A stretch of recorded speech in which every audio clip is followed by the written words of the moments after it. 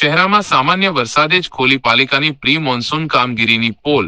પંચમહાલના શહેરમાં થયેલા સામાન્ય વરસાદે નગરપાલિકાના વહીવટી તંત્રની કામગીરી સામે ગંભીર સવાલો ઊભા કર્યા છે। નગરના અનેક વિસ્તારોમાં પાણી ભરાતા લોકો ભારે મુશ્કેલીમાં મુકાયા છે। સ્થિતિનું ચિત્રણ। અણિયાદ ચોકડી। આ વિસ્તારની સોસાયટીઓમાં પહેલી 3 ફૂટ જેટલા વરસાદી પાણી ભરાઈ ગયા છે। અસરગ્રસ્ત વિસ્તારો ખાસ કરીને મારુતિનંદન સોસાયટી અને પંચવટી સોસાયટીમાં રહેણાંક મકાનોની અંદર પાણી ઘૂસી ગયા છે, જેથી ઘરવખરીને પણ નુકસાન થયું છે।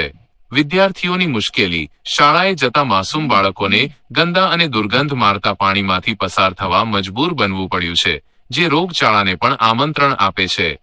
તંત્રની કામગીરી અને રોષ। પાલિકાની કામગીરી। સ્થિતિ વણસતા પાલિકા તંત્ર દ્વારા જેસીબી મશીન કાઢીને પાણીના નિકાલની કામગીરી શરૂ કરવામાં આવી છે। લોક આક્રોશ। નગરજનોમાં ભારે આક્રોશ જોવા મળી રહ્યો છે।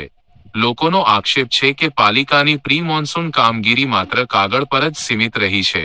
સ્થાયી સમસ્યા।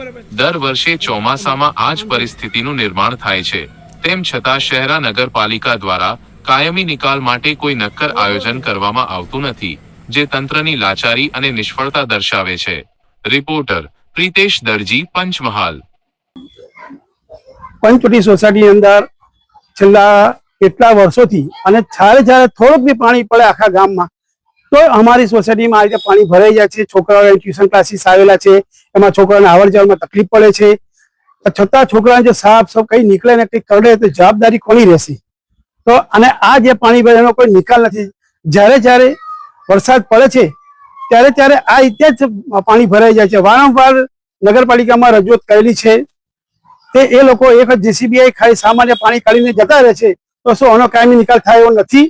આજે પાછળ જોઈ શકો છોકરાઓ આજે પાણીની અંદર પડે છે અને કઈ બી એને કરશે તો જવાબદારી કોની રહેશે?